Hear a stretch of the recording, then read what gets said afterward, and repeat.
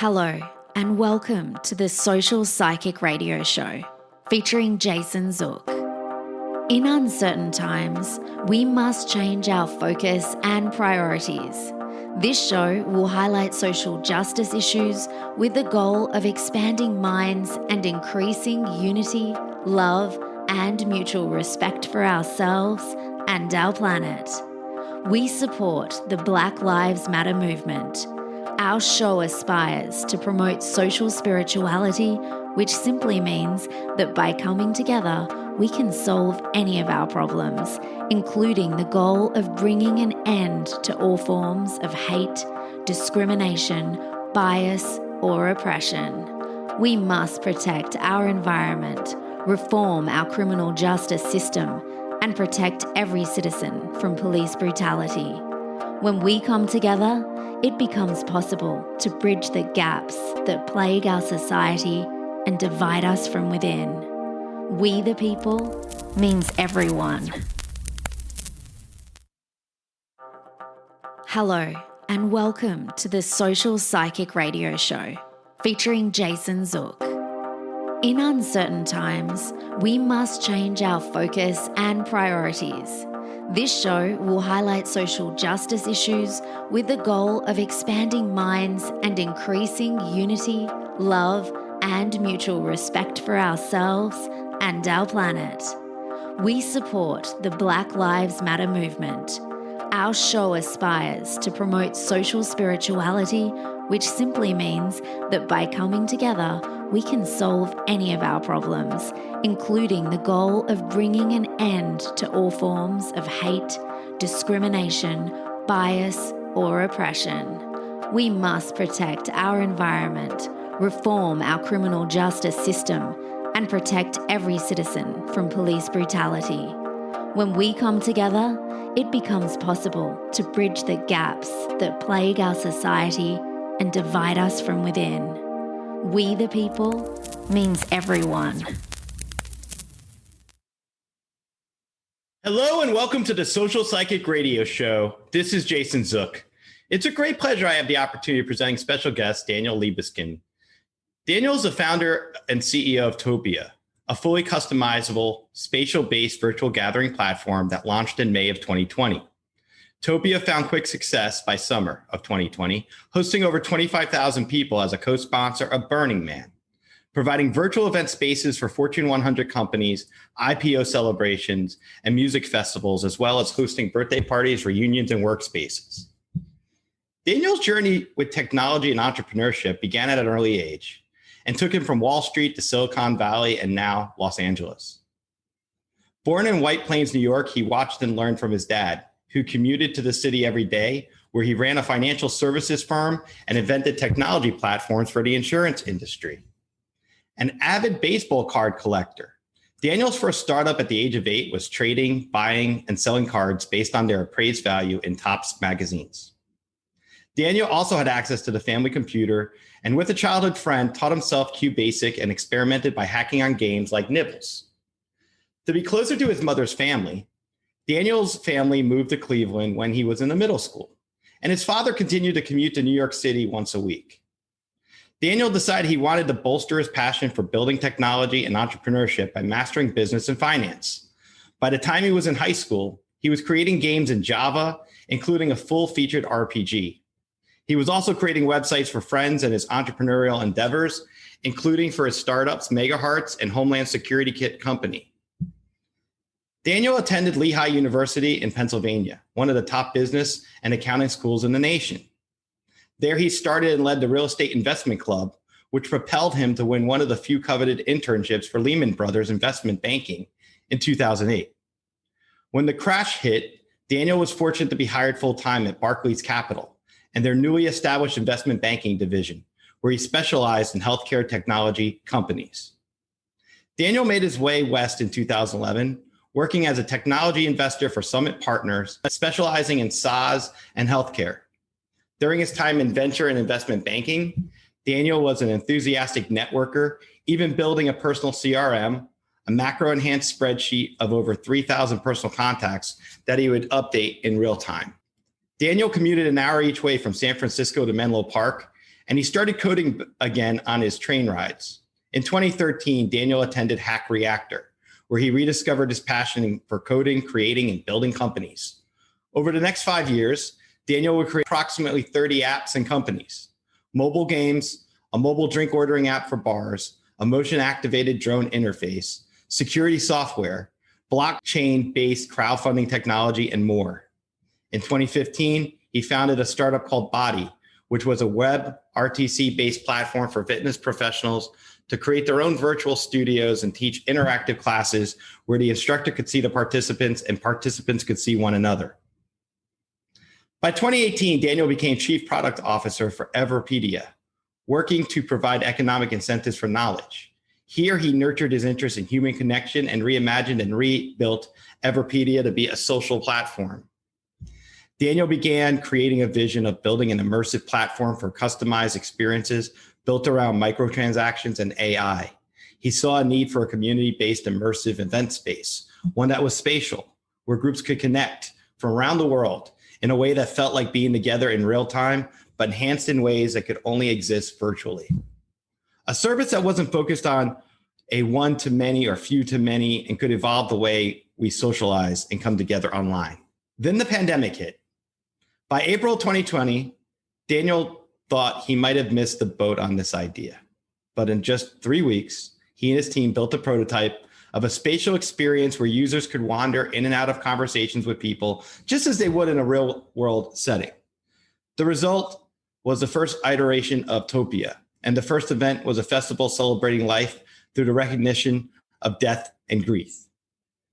By October 2020, Topia has become a co-sponsor and hosted over 25,000 attendees of Burning Man, one of the largest community arts-based festivals in the world. Next, they would host a global corporate event for Asana for their IPO. Today, Topia is leading disruption in the virtual meeting and event space by focusing on community and engagement rather than meetings. From music festivals, birthday parties, and reunions to custom designed spaces for Fortune 100 companies, Topia now has over 10,000 registered users that are throwing dozens of events every day. People use Topia to bring their communities together and strengthen the relationships between their members. Creators use Topia to build experiences for enhancing human interaction and to participate in a virtual creator economy. Daniel's vision has led to a platform that allows anyone to create their own event space for free and allows us to connect in social spaces wherever we are in the world. Easy to access with no downloads and simple to customize and create with an ever-expanding asset marketplace, Topia is the best and certainly most fun way to get together when we're apart. You can check out Topia, and I have, and I'm extremely excited about this opportunity.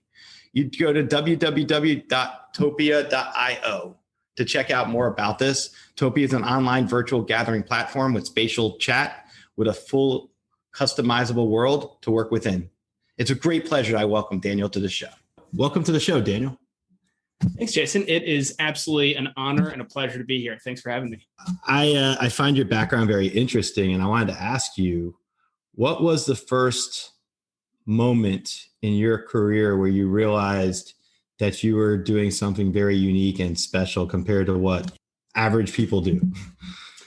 That's an interesting question. I was building video games when I was a little kid, and I was having garage sales. I was collecting trading cards and going and sort of aggregating the amount of cards and valuation, turning it kind of into a startup, even when I was a kid. And a lot of my peers were out playing sports, and I was athletic, but I was much more interested in trying to create business. And really, ultimately, as I reflect back, it was creating products. And so I think what I've found through my life is that I'm a product builder, and whether it's trading card collection as a product, or it's software that brings people together, or it's even fitness software. I've actually created something like 30 different products now over my life. And so, I guess the first moment perhaps when I felt that I was different was when I actually left investment banking. Most of my peers in investment banking stayed in finance, right? And I very intentionally not only left and became an engineer. And I guess the reality is I was an engineer when I was a kid, but went back to my engineering roots. And versus any of my peers, even people that left investment banking, and to be fair, I was an investment banker. Then I was an investor at a growth equity, private equity, venture capital firm called Summit Partners. And most people that left that and went to startups were like the chief revenue officer, or were in growth, or doing business development. And I went and I learned to code again, right? And I learned modern web frameworks because I wanted to actually build things, and I didn't want to be beholden to the engineers that knew how to build. I wanted to turn myself into a sorcerer, right? And so, growing up reading Harry Potter, Hogwarts, everybody, that read that sort of embodied themselves as Harry Potter, and, wanted to, this dream of finding your own special abilities. And I coach a lot of even young kids now on becoming technical. But, I think becoming technical again for me was truly groundbreaking. And then bringing the business side, right? So knowing Excel, knowing how businesses run, but then also knowing how to build the product is just kind of a unique thing. And so I would encourage people, even as they're figuring out what to do with their lives, think about your life as an RPG, right? As like a video game itself. And you can pick a class, right? So you could be an engineer, you could be like the hunter class, you could be a doctor, right? All of these different things. And, pick a skill tree, and really whatever your innate thing is. It took me a long time to realize that my class, the thing that I am, is an engineer. I actually just realized this very recently, really just some embodiment of an engineer, but I've invested my time and resources, I guess, in other skill trees. And that has made me very versatile. And so I would encourage people to do that, right? Think about it as an RPG, figure out which skill trees you want to invest in, and do that. And along the way, you'll kind of figure out what your play style is of your life. And then, go deep into that skill tree and become an expert at that. For me, it's product building, right? You're going to unlock special abilities that you can then use on a day-to-day basis. And that's just the way I think about it. It's like living in your passion and then making it happen. Like you're creating you're a creator, and you're creating things and putting, amazing products out there I love this Topia. I want to talk about Topia because I didn't mean to call it this Topia. It blew my mind. I went on the site earlier, and I explored around a little bit as Jason Zook. I wish I could record for you, but I was like blown away by it. I was like, wow, there's these little screens, these little boxes, and you show up and they start talking to each other, and then you walk away. The whole spatial aspects. I wanted to see what that would be like. And I'm so happy I got a chance to experience it firsthand. And I'm really intrigued. So I'm excited about having you to talk about this stuff because you got a fan. So let's hear about it. That's awesome. Yeah. The reality of Topia is that this is a passion of mine. This is the end result, call it maybe even the fruiting body of this sort of dream that I've had for many, many years of evolving the way that we socialize online and come together and have truly interactive real-time experiences together. I think I'm a deep believer that true friendships and long-term relationships are born from shared memories, right? Creating memories together, sharing experiences. And so how can you online have sort of synchronous experiences that lead to the formation of true memories and do that all online, right? Instead of doing that offline and then coming together to broadcast content online, how can you actually have those experiences online? And so I've been on this quest for many years to build community, to really enable people to build their own communities and leverage their communities that already exist to strengthen the bonds between each other. And so that's sort of on the one side. And then on the other side, another quest that I've been on is in supporting creators, right? And I really believe, myself being a creator, right? I believe in the creative journey, and I'm not actually that artistic. I would say, in terms of like the traditional artistic sense, but those that are, it's what a gift it is, but what a struggle as well, right? To be artistic and to have natural abilities and to refine those, it's very few that actually make it to the point where they can do that as their career, right? Where they make enough money to support themselves. And so, and I truly believe that as we go forward as a human race, and as we look at things like artificial intelligence, which I don't think it's going to be humans versus the artificial intelligence. Instead, it's artificial intelligence being embedded in ourselves and our binding together with them.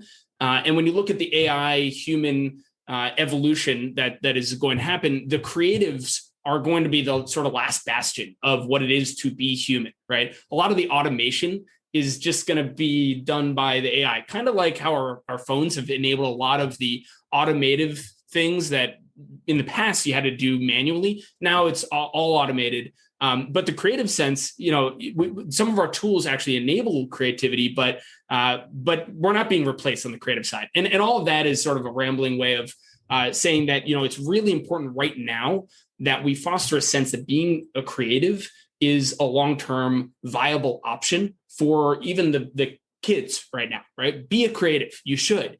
And so creating platforms that really enable creativity and allow people to experiment and allow them to earn money by creating things. And in Topia, you earn money by creating immersive experiences that are social and bringing people together to actually have human connection in these spaces.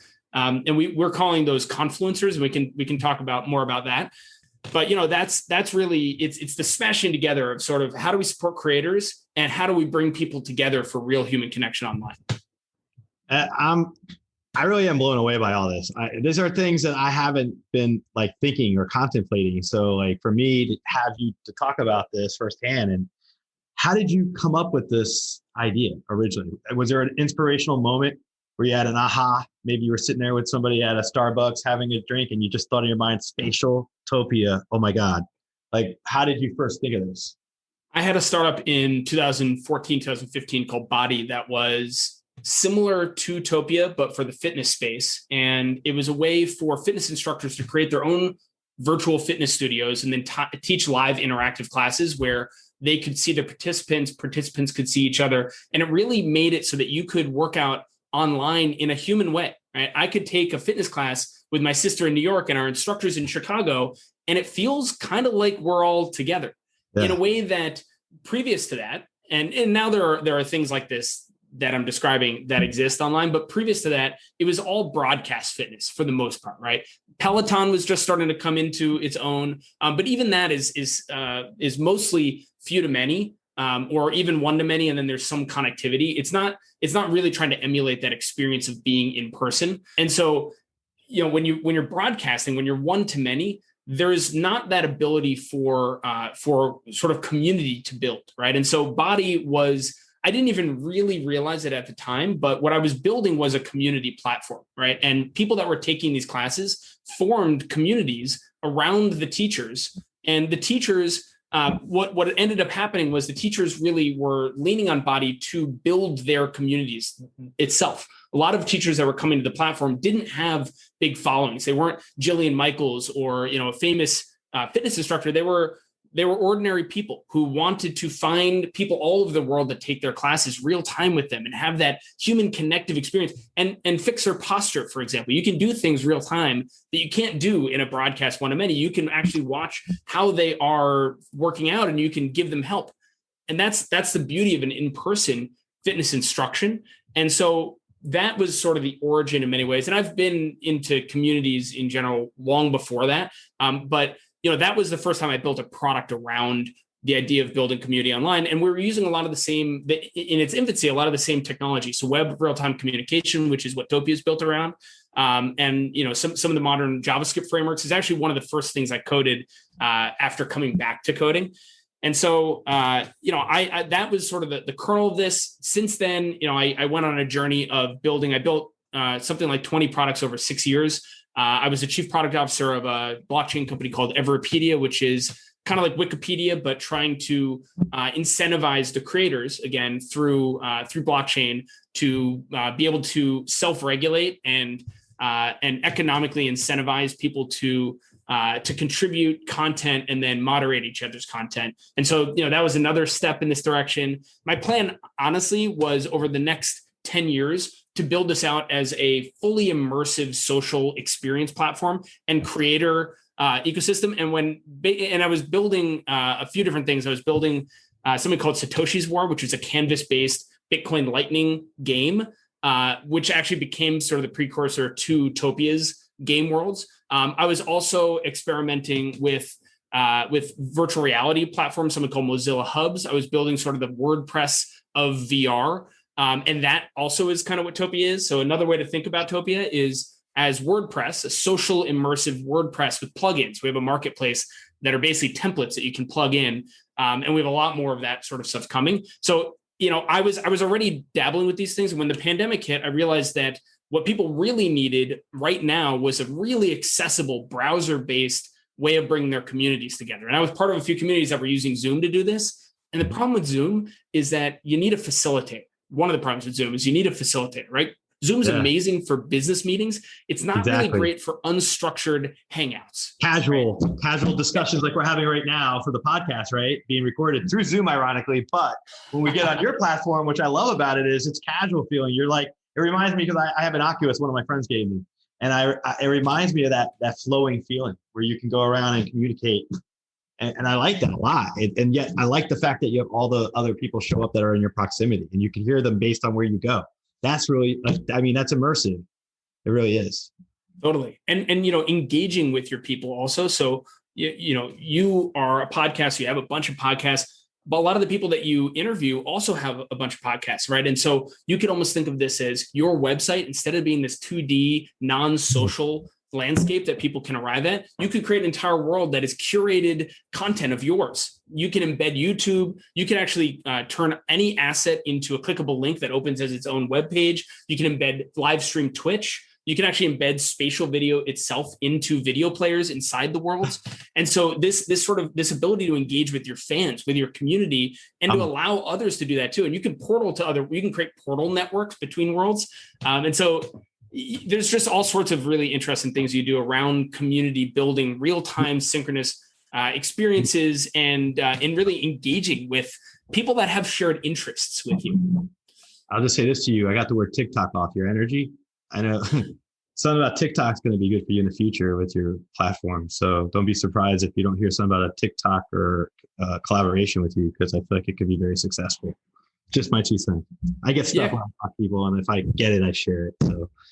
Yeah, I love that. And, we don't have sharp elbows at all, right? So you can embed even Zoom. You can embed Zoom inside of Topia objects, and it opens up into a Zoom, and you can use Topia as sort of like the lobby, right? Again, think of it as your homepage, and then you can embed even other video conferencing technologies inside of the Topia world. So this is like the lobby, the cocktail hour area. And if you want to use hardcore conferencing software, embed it inside of an object, maybe a sign that says, click here to go to the conference, and people click it, it opens the conference software. When you're done in the conference, you come back to the lobby, right? And so a lot of people are using it that way as well. And so sure, embedding TikTok, embedding all sorts of different content is definitely the plan here. I mean, when you think about it's unlimited potential, I'm already thinking about it. Think of like Facebook, but with a 3D angle to it or something, with video, direct interface and stuff, but in a different way. Like, you create your own world, but then you can share that world with others. So you can create the actual portal of people that come to your world and control like that. I mean, that's very reinforcing and positive. It could be a very positive message for someone to create their own world literally and have that in the digital form, and then invite their family members to it. And if they're really expressive, but they might be introverted, for example, this might be, there's so many applications for this. You could probably help people in therapy with this kind of stuff. Kids who need therapy or need some type of I'm just thinking out loud, but I can see a lot of different applications to this that's just not strictly socialized. I mean, a lot of deeper social justice aspects, it's a little everything.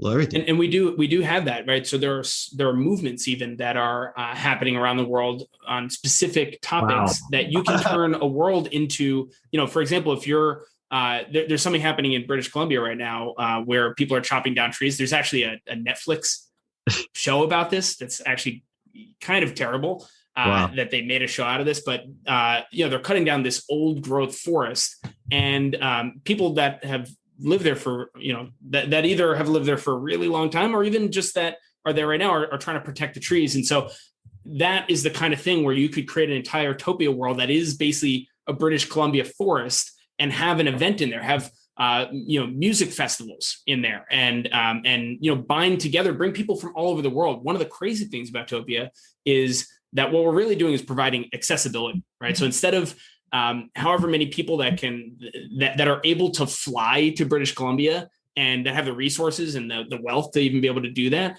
being able to actually have this be accessible to people all over the world, for the same kind of real-time connection. And we're not trying to replace in person. We're trying to complement, right? Bring more accessibility. Your community doesn't need to be regional. The people that can afford to get to wherever this thing is happening. And again, it could be a conference, but it also could be a movement of people that are rallying around a cause. And so being able to be in India, right, and be part of this movement is really a special thing.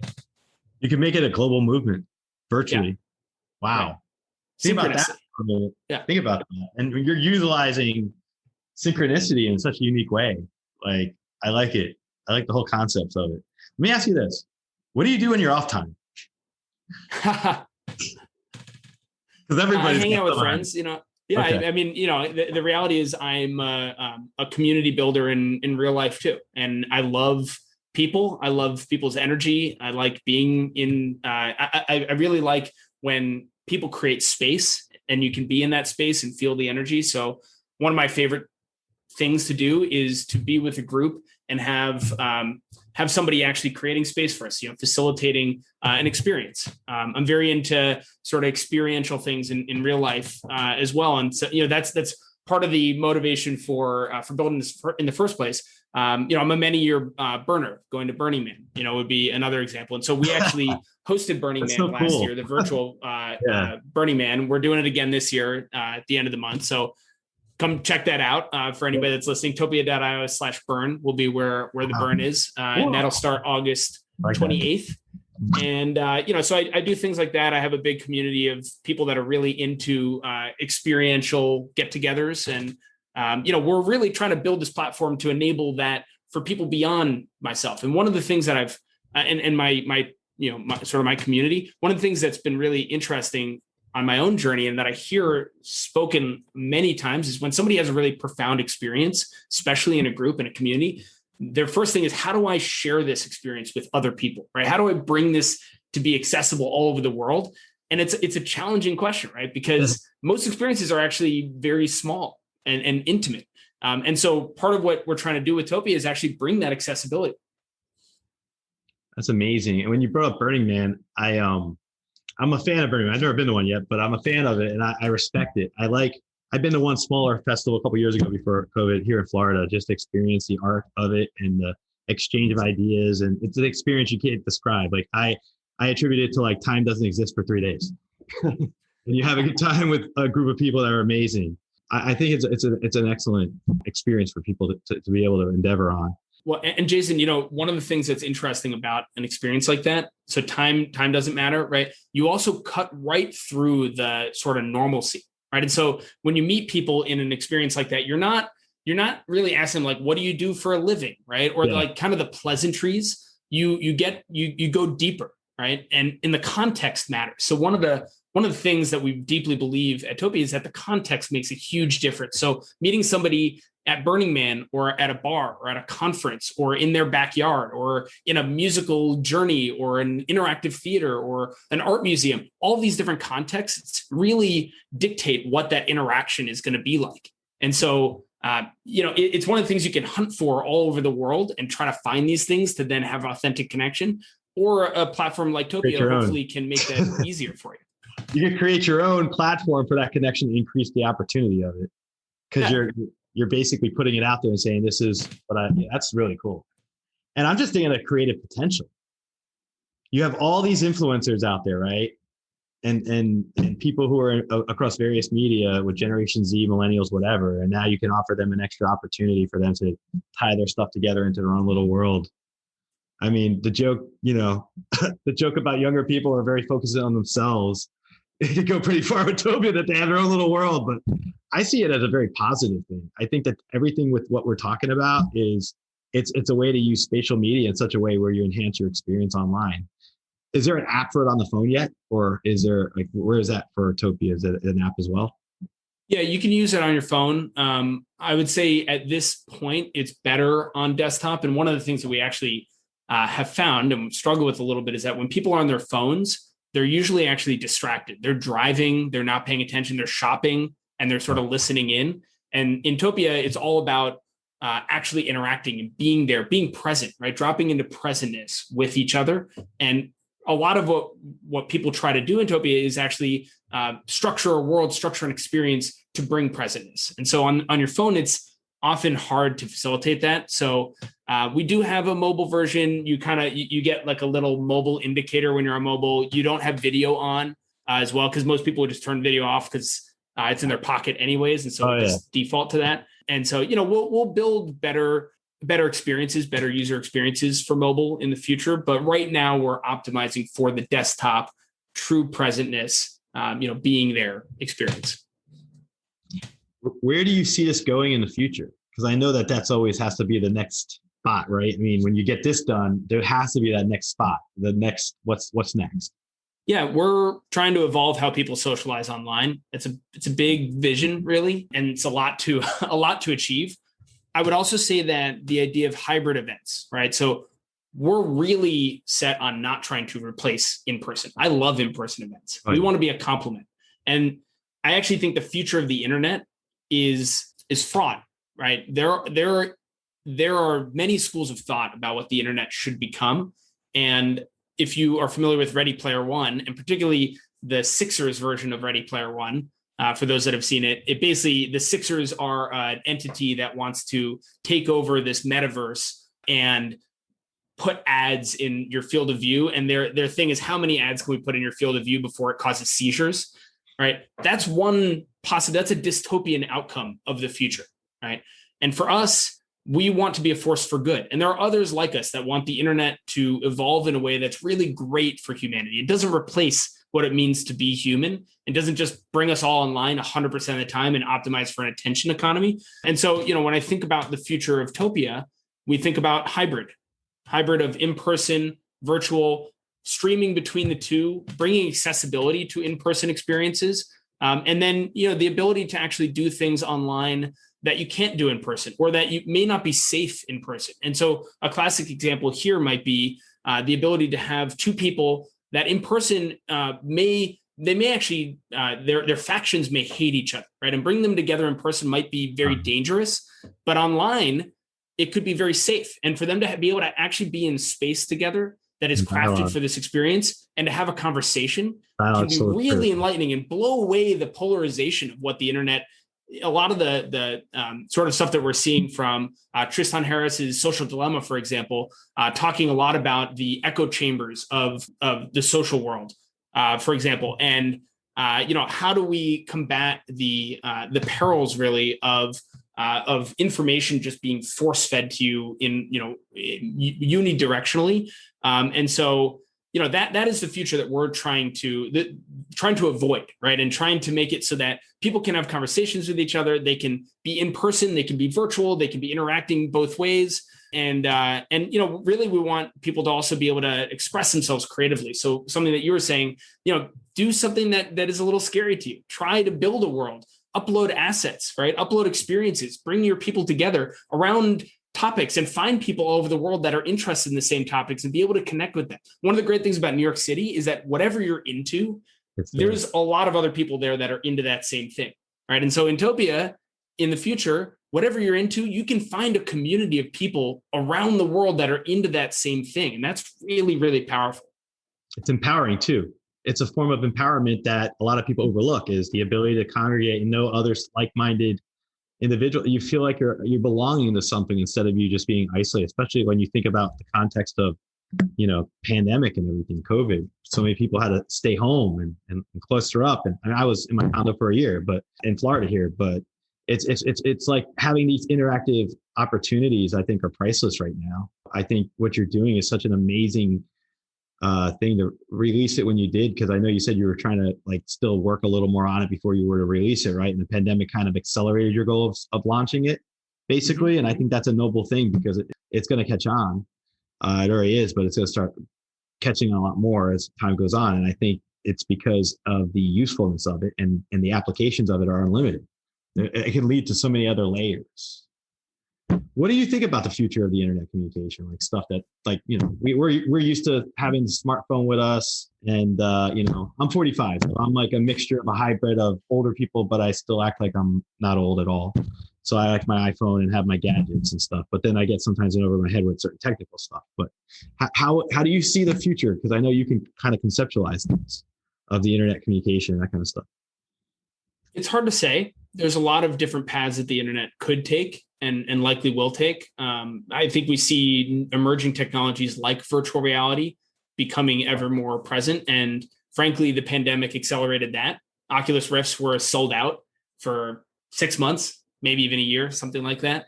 And so I think we will, and one of the interesting things with virtual reality is a lot of what you're getting is synchronicity, right? So we have the async internet, which is basically when you send a message and then like email is async, right? So you send a message, then sometime later you get one back. Something like Facebook is async, Reddit is async. Anytime you're like forum based, you're sending a message, then you're receiving one back. Things like MMORPGs and video games generally are synchronous. They're real time. You're actually there with people. And one of the interesting things is that games have been, for a very long time, one of the places online where you can actually authentically connect real time with somebody else, right? And do a thing. And I think one of the things that we're finding with games like Fortnite, for example, and the massive explosion in popularity of Fortnite, Warzone, these sort of battle royales, is that you can be with your friends hanging out real time as you're doing something, right? As you have this context, you're playing a game, you're interacting, you're having an experience together. And so I think the future of the internet is going to have a lot of that. And frankly, there's a debate, right? Is the future of the internet more asynchronous, right? So video apps like Marco Polo, which is amazing. It's an amazing app. That's an asynchronous video chat, right? You send a video, then sometime later you receive a video in response to what you sent. That's the asynchronous internet. The synchronous internet is coming too, and virtual reality is all synchronous, right? And so I think we're going to see this split of async and sync, and that's great. And Topia is going with the real time stuff because that's what real experiences online, like truly connecting with people online, is something you have to do real time. You can't really send a message, then receive one, and feel a deep human connection with somebody. We didn't evolve that way, right? Like mail is the async in person, whereas a phone call is real time, right? And so when you talk to somebody on the phone versus sending them a letter, it's a totally different experience, as everybody can relate to. So that's what I think about where the internet is going from a sort of infrastructure perspective. I think we also really need to be thoughtful around the ethics of the internet, right? And what are we optimizing for? So I brought up Ready Player One, and the first version of the internet very much, especially the social internet, very much optimized for an attention economy, right? And so a lot of the big tech players, they are serving ads. They're optimizing to be able to serve you more ads, which means they need you on there for as long as they possibly can. That's an attention economy. And left unchecked, that's where everything's going, right? How much time can they get you to spend connected to your device? Even some of the complaints we see, or we make about like the younger kids and they're just on their phone all the time. That's not an accident. That is engineered. That is intentional, right? And so I think that there is a growing movement of folks that are looking at that and saying, hey, we're building products that we want to be really great for humanity. And we're gonna optimize, right? We're gonna optimize our products, but we're gonna be really conscious and really intentional about the fact that we need the outcome here, the end result, to be really a good place, the internet to be a good place for people. And so it's going to be an interesting battle between sort of the old way of thinking about things and the new way of thinking about things, and optimizing for an attention economy versus optimizing for what's good for humanity. And we'll see how it all shakes out. I don't really know, but I would like to think that what's good for humanity will win, and that I understand the attention economy thing, but at the same time, I also think there's value to replicating real interactive behavior. And that's what I think the spatial stuff's going to do, is it becomes immersive, but in a real way. When I was on there earlier, I felt very like I was there. You could feel like the value of that when you have that type of spatial connection.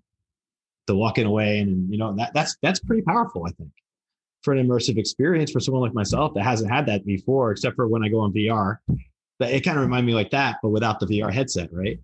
Right. And I think you'll probably move into the area of VR in the future once they become more commonplace. I could see them being like glasses. You throw them on, like visors or something in the future. Who knows? But I want to ask you this. Before we got on camera, I always like to ask my guests spiritual questions, and I want to ask you this: what's your viewpoint of spirituality, and how has it helped shape your worldview and being creative and endeavoring to do the products that you're doing, like Topia? That's a great question. So I've been on a spiritual journey of sorts for many years now, and I want to say that I've always been very spiritual, but it truly materialized for me when I went and did a Vipassana sitting in India, which for those that don't know is a 10-day, very intense meditative retreat, essentially, where you meditate for 10 to 12 hours a day. And the rest of the time you're in noble silence. So you don't look at anybody, you don't speak. And it's 10 days. I did this in rural India with my wife and my father. The three of us went, we didn't interact the entire time. And the whole idea is stillness of the mind and awareness, right? Awareness of sensations. And then through that awareness, I forget the exact word, but basically not worrying about whatever sensations you're feeling. So if you're feeling pain, being equanimous, I think is the word, right? So being equanimous to pain or to pleasure, and sort of just having stillness and having mastery over your own reactions to these sensations. And this just completely blew my mind. It was, and the point of it is not to become a master of your awareness in the way that I wound up doing. I kind of didn't follow the exact path that the creator of Vipassana wanted us to, which is to be completely equanimous. For me, I felt like a Jedi by the end, and I could move my awareness. It felt like I had the Force. I could move it into my fingertips. I could just, bring these like tingling sensations of awareness up and down my body. And it was absolutely wild. And it really, what it did is it showed me that you're not taught this stuff in school, right? Nobody tells you that these things are possible. You just have to experience it for yourself. And it actually brought me on this journey. Spirituality and experiences for me are very related, because you can't tell somebody, you can't, even what I just said about Vipassana, nobody that heard that has not done Vipassana or some form of deep meditation actually understands themselves as a primary source, right? So if you read something in a book, you're not a primary source. You didn't experience it, right?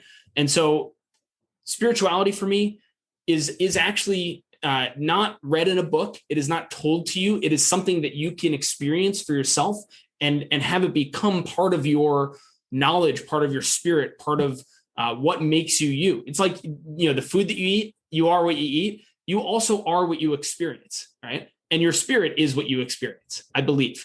And so from Vipassana, it was world traveling, living in Bali, dancing, singing, just really, I was kind of an experienced junkie in many ways for a while. And came back to the United States and found community here and really, started just trying to build experiential platforms. And so for me, experiences, spirituality, community, all these things are just interwoven.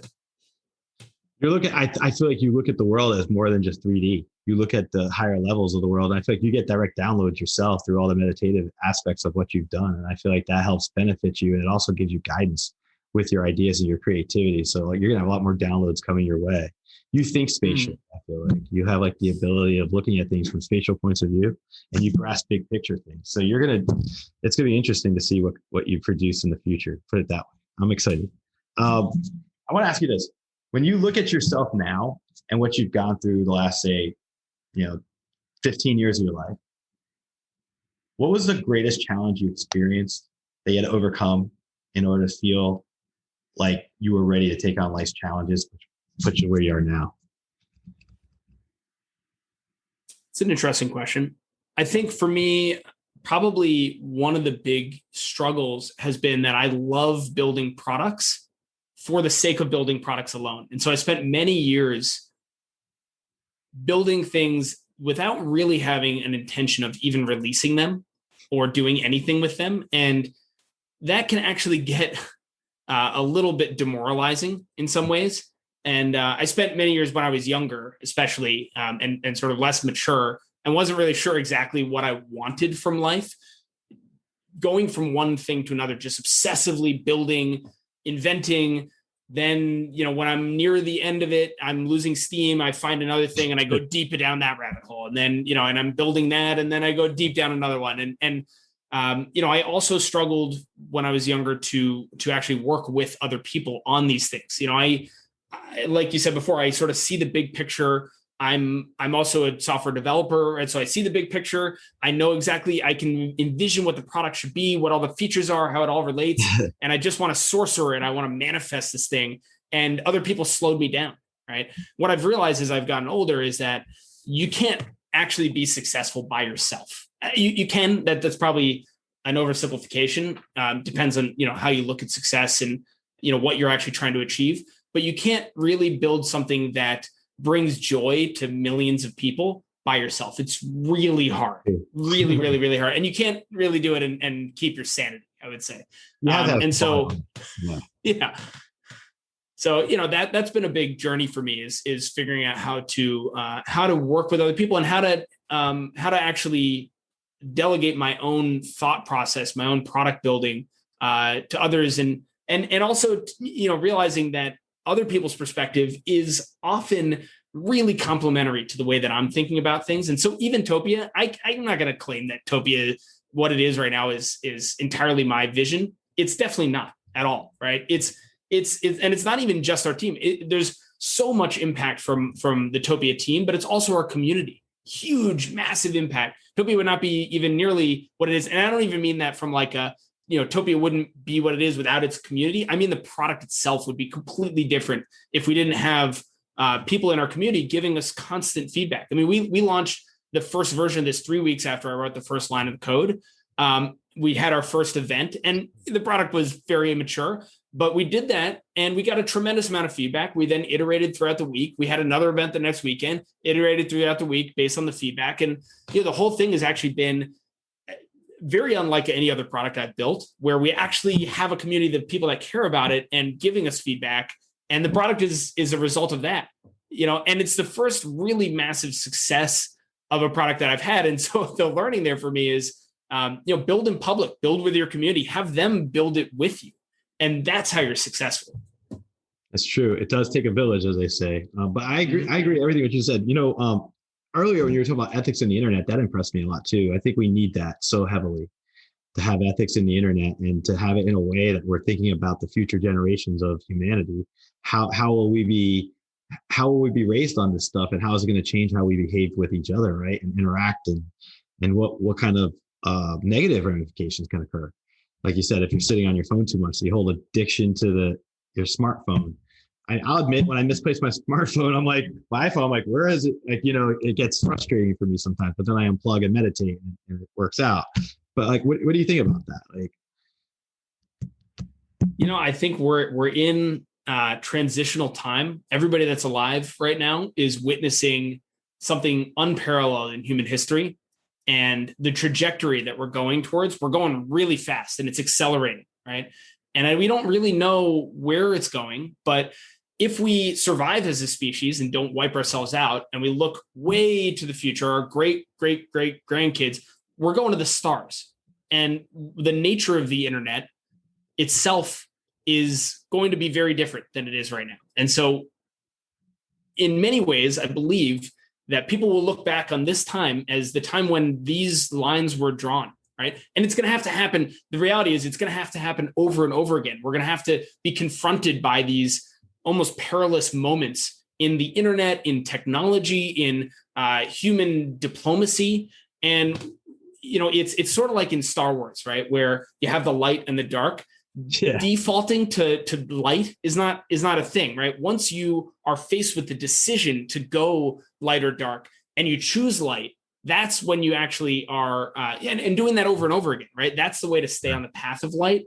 And so I think that's what we need to do here, right? We're confronted with this decision, with a few different decisions around the nature of the internet. Is it going to be a force for good, or is it going to be a force for darkness? And it's kind of defaulted to mostly good. But now we're facing this choice.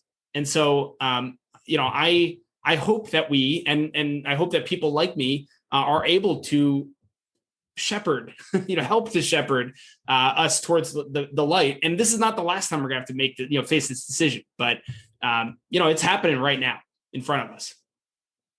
In terms of expression, one of the things I'll ask you your opinion on this is, what do you think about freedom of speech on the internet, where you have people who have different political points of view and they present their positions, and then it gets offensive to others, and then there's a whole, what's basically been playing out in our society right now? Do you have an opinion on that, on how that could be handled in a way that's responsible for society, but yet allows people to express themselves, but hopefully as long as it doesn't go to the level of inciting violence, or I'm trying to say just freedom of speech, but not the way it's been, basically? Yeah, it's a really tough problem, right? And a tough question. And I believe in free speech. I don't really believe in hate speech, right? I wouldn't even say really. I don't believe in hate speech. And where that line is the challenge, right? Where the political correctness of things. I generally think that people should be able to express themselves, but not in a way that is harmful. And one of the things that's really important in real life, right, in person, is consent. And so how do you build a technology that has consent built into the protocol level and safety built in, right, around consent? And I think where we get into a lot of trouble, both in person and online, is when we blow through consent, when consent's not a factor. I think that it's really important. I think that there's a movement in person to bring more consent-based interactions to groups. And so I think that the same is true online. And frankly, it's actually, you can't build consent into the protocol level of in-personness, right? That's not a thing, but you can build it into the protocol of technology. And so it's not a perfect answer to your question. The real answer is, look, it's challenging. We're all trying to figure it out. I think, if we have, if we can bind together and have our communities actually do some of the moderation, and take some of the power into their own hands, not create echo chambers, but create safety and create consent. I think that's really the path we need to go down. Actually, you answered my question really well. That's what I was just curious, because I have my own viewpoints on that. I agree with you. I don't support any form of hate speech or anything that incites violence in any form. Yet I feel people need to express their freedom of speech.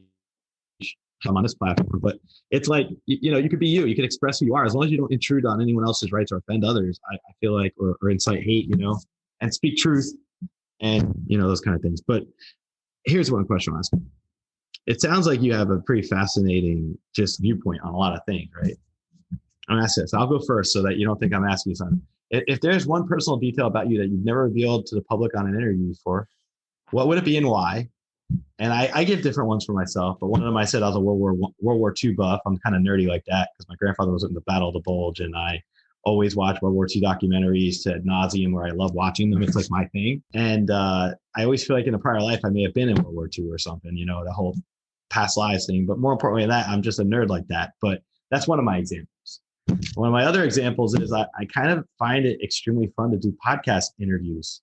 So I've been doing them a lot more than I normally would, but it's been a really fun endeavor for me. And it's like something that I just really appreciate that I have this privilege of doing. So those are, and my friends in my life think I'm crazy right now that I'm doing all these shows. I'm like, you know what? I love it. It's my passion. It's what I get to do. And it's awesome. So that's two examples for me. I love that. I've alluded to the fact that I was a gamer, that I built games even when I was a kid. I think something I've never really talked about is that I was actually very almost addicted to games when I was a kid, to my detriment, right? In high school, sure. I basically did no homework. I just gamed with my friends. I was into MMOs. I was playing World of Warcraft, Star Wars Galaxies. I was kind of obsessed with. They had a whole economy, EverQuest before that. And these games, one of the things for me is I almost can't play deeply immersive games like that anymore because they just suck me in, right? I love the experiential nature of them. And so, I think that in some ways is, it's certainly something I've never talked about on a podcast. It's also, a challenge, I think. It's similar to the attention economy that we talk about in social. Some games just pull you deep in, right? And so one of the things actually with Topia that's a principle for us is that the content, it's like we've taken an MMO and the content, instead of it being like a deep, immersive game that you're playing by yourself or even with friends, but the content's all about this game mechanics, giving you variable reinforcement and just sucking you in. Instead of that, we've basically made the content be the human connection, right? So we've taken like MMO games, and if you play World of Warcraft, it's kind of like being in one of the big town halls where all you do is just interact with people. We basically just built that piece, right? That's the content. And that's less addictive, right? I was addicted to video games, and I guess that's the thing. I'll say I've never said before. I don't even think I've ever said that out loud, but I feel like I was addicted to video games. And so now we're trying to build a video game that's all about human connection and not addictive. Like that. Yeah. I love that. See, that's poetic in a way, to me, that you have that personal experience and now you're using that ethically to create a product that reflects the protective aspects of that for other people. That's very deep for me. That's spiritual in technology right there. I like overlap in my show to have like certain things overlap, but I love it. Well, thank you for asking that question, because I feel like I just learned something about myself even in answering. Well, you're a very spiritual person yourself, so you're already like, you're in tune very well and deep. I mean, I've never meditated for 10 days straight. Well, I did through the pandemic every day, but not just that by itself. So I do believe in exactly what you're saying when you say that when you can meditate, you can journey inwards and you can really, like, it is going on a journey. It's I'll say that it's nature's way of going onto utopia yourself, right? When you meditate, it is a form of going on utopia, and you can connect spiritually with higher beings, depending on your own beliefs. But I believe you can, and I believe that you could even sense other intelligent life through meditative practices. So I feel like there's certain ability. I think our mind is just unlimited. It's infinite capabilities, and we're only tapping the surface of it like an iceberg. Like we're only at the tip. We're not even in the full realm. And I think technology is going to catch up with spirituality in certain ways. I think in my own personal prediction, I keep getting through meditation, is that someday technology is going to be able to register when someone crosses over. You'll see an energy wave, kind of like an MRI or like one of those cats. I'm trying to describe it right, but I see that the wave from the crossing over of death onto the other side, it shows that it's not final. It shows a transfer. Mm-hmm. That's my prediction. Do you have any ideas yourself about what you think might get discovered through technology with spirituality based on your own endeavors or just experience? Man, that's great. Well, one of the things that I think about, I guess there's a few things. One, I am sort of a believer in the Elon Musk philosophy that everything's a simulation. And his belief is that if humanity goes forward and permeates the stars and has infinite technology, one of the things that we would do is run basically an infinite number of simulations that are really high quality, right? Really high fidelity, where every instance of the simulation would believe that it's real, because that would be the point of the simulation. And so if in the future there's an infinite number of those simulations that are occurring, the chance that we actually are real and not a simulation is 1 out of basically an infinite number. And so we basically must be a simulation. Now, for me, that philosophy connected to animism and naturalism and the belief that there are forces in this world that we don't really understand, which I believe very strongly. Oh, yeah. And I'll share another belief that resonates with me very strong, is that we didn't really know what gravity was hundreds of years ago, right? That doesn't mean that gravity didn't affect us and that it wasn't a real thing. It took us a long time to discover that. And so too, there are a lot of things that happen in the world right now that we don't have a perfect description for, right? And people have words for them, like serendipity or deja vu, or like that tingle you get, when like something happens and you don't know what it is, right? So it's pretty likely that in the future, we will discover what those things are, and they will be real systems that operate in the world that govern interactions. Energy is another thing that I believe very strongly in. I think if I go, right, and I like, some people listening to that, they may even have felt that energy from me, right? And so too, I can be really quiet and bring my energy down. And you can affect other people through energy transfers. You can be affected by other people's energy. What is the word for that, right? Los Santos, right here. Yeah, exactly. Exactly. So, but we don't, science doesn't have really much to say about what we just said. Right. And so there's a lot to discover there. I also believe, way in the future, when you talk about things like God, there, as we permeate the stars, as we discover and we discover and we discover, I think the God is the thing that is still unexplainable, right? It's no matter how much we discover, there may just be in the end, like something that we just can't explain that doesn't make any sense. And to me, like that is God. And that also is the simulation, right? And so they're all connected to me. Interesting as it's the point you're raising, I believe energy is constant. I believe energy is everywhere. I believe that from my experiences as a psychic medium, that deceased loved ones come back and tell me that the energy is like an umbilical cord between them and us, right? So that love itself is one of those forces, just like our life force, but love is a force of energy as well. So it's unlimited in potential. You could tap into it. You just have to find it within yourself to be able to tap into it. And those are powerful messages just from, reading people and just spiritually interacting with a lot of spiritual people too. I believe very heavily that those things are so real because I've experienced what unconditional love feels like in a spiritual near-death experience. I didn't know if you've had any near-death experiences or anything where you felt that unconditional love or that energy that I'm describing. Like words are hard to describe it in certain ways, but anyone who's spiritual taps into that in some way. So I want to ask you about your experience with it. Yeah, I've never had any NDEs. I'm fascinated by it. I would say the closest I probably came to that, honestly, was during my Vipassana retreat and experience where,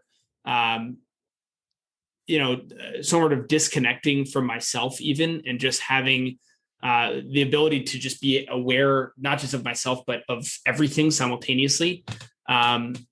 And so I've had a few of those experiences, but nothing from an NDE specifically, just not something I would almost say, I would want to have an NDE, but not actually. Yeah, exactly. Yeah, you want to make sure. Of course.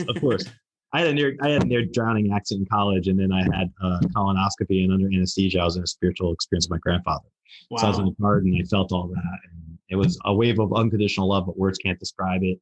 Other than that, it inspires me to be to try to be as open and expressive and all those kind of things, because relationships with people matter most, and that's what I've learned in the last few years. But I'm sorry if you're gonna say something, but I definitely feel like when it comes to the future of what we're doing after what we went through with this pandemic and everything that's happened in the last year or so, that your type of spatial media technology, Topia, just sounds so, how can I say this? I went on the app, I went on the site, I should say, right? And I already enjoyed it. And then as we're talking about it, it makes me want to go back on there. Like, I'm like ready to go back.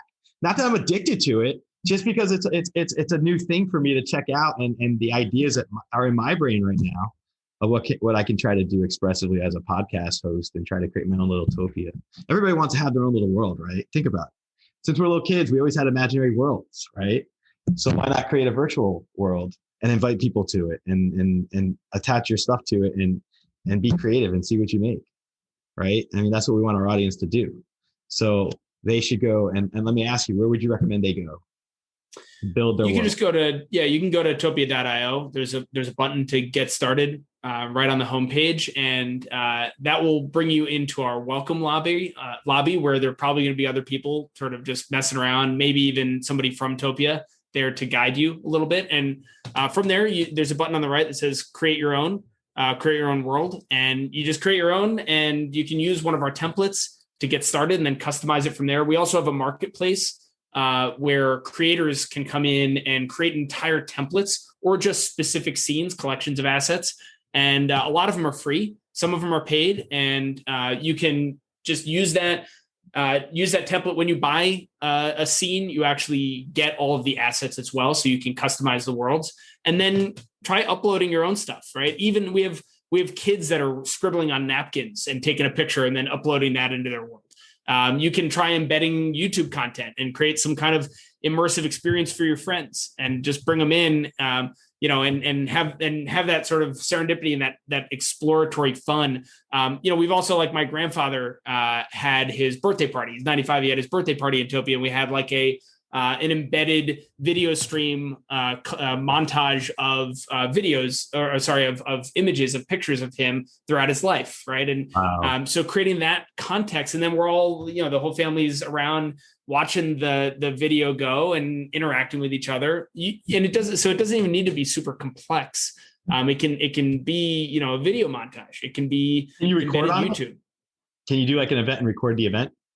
Not right now. You can use Loom, or something like that. We don't have recording built into the system itself. Okay. We actually, the architecture of it is all peer-to-peer, end-to-end encryption. So when you're talking to somebody, the audio and video is actually not going through a server at all. Cool. It's going through an encrypted tunnel between two people's browsers. And so you can be really real, like you would be in person, and know that they're not just like recording your stream through a server or something like that. And so that's actually something that's been very important to us. We do have a server-based architecture that people can opt into for their world, for event upgrades. And we will probably enable recording there. We also have a hybrid architecture where if you wanted to do a panel, like if the two of us want to have this podcast in a world and have a whole bunch of people, listening as sort of a panel and interacting with each other, we could be in server-based mode and they're all connecting to our stream via server and it's being recorded, but we can connect to them peer-to-peer. So we would see them through an encrypted tunnel and that wouldn't be recorded. So there's a lot of possibility for that sort of stuff in the future, but it's unlimited. And it shows you, it showcases this idea of privacy and safety and consent, right? We don't want anybody to be recorded against their consent. That would be a big no-no. That's a perfect balance between the two too. I'm very excited about that. I want to direct my audience to come check that out. They need to create their world and they need to come check out my world once I create it because I'm excited about this opportunity. I want to thank you so much for coming on. My last question to you, if you're a spirit animal, which spirit animal would you be and why? Well, look, I want to say like lion or tiger, but the only spirit animal I've really, I've encountered two. One was an elephant, which is, which is very powerful, like grandmother energy and, really a spirit guide for me through a pretty challenging experience that I had. The other was a frog and a river frog. And, I for a while was kind of afraid to admit that because everybody wants to be like the lion or the condor or something mighty. But, I think the frog exploring a river, I've had that come to me a few times. And so for whatever reason, I guess one of my spirit animals is a frog exploring a river. I mean, I think that's awesome though, because when you think about it, I always say owl for myself because I always say that I have two parrots and I'm into birds, but I also identify with the wisdom that an owl can represent and looking at things from a larger perspective and from an aerial point of view. So, and always on a quest for wisdom. So, yeah, I think the animal I'm probably most similar to in many ways is like a wolf. I really like howling, for example. I like running. I actually like being on all fours, And so I would say wolf is probably the animal that I most identify with. In some ways, but I've had experiences with a bunch of different animals in the spirit world. That's awesome. I just want to thank Daniel for coming on the show. I mean, how exciting is it to have somebody who's created their own Topia? And this guy, he's the CEO of it and the co-founder of it. He's also an originator of the Confluencer. Check this out. I have to tell you, one of the things I love doing for my episodes is being able to experience it yourself. And I think that's what I got really big from today is Daniel's big about creating experiences. And for myself, preparing for this interview, I had an amazing experience on Topia. So I would say check it out. I'm going to put the information in the program notes and I'll promote it on social media, of course. I think it's just really exciting when you can have somebody who has ideas and thoughts are things. And thoughts become big things when you put a lot of effort into it and you sacrifice and you work really hard and you put a lot of your talents into something and you develop it and you develop it and you perfect it. And I think that's what we see with Daniel. He's a perfecter. He works hard. He experiences life, but he works hard at what he does and he does what he does for a reason so that we can enjoy these type of products that enhance our life in many ways and the infinite potentials. So check this stuff out. Stay positive. Because when you're positive, anything's possible. And I want to thank everyone for supporting the show. If you have any questions, you could always email me directly, info@D, socialpsychicradio.com. Thank you. Thank you for listening to this episode of the Social Psychic Radio Show. Don't forget to join us for another episode next time.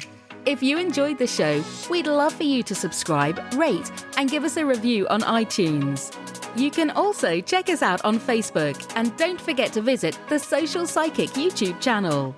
Until next time, it's a big world out there. Keep an open mind, embrace your paradigms, and know that the universe is always yours to explore.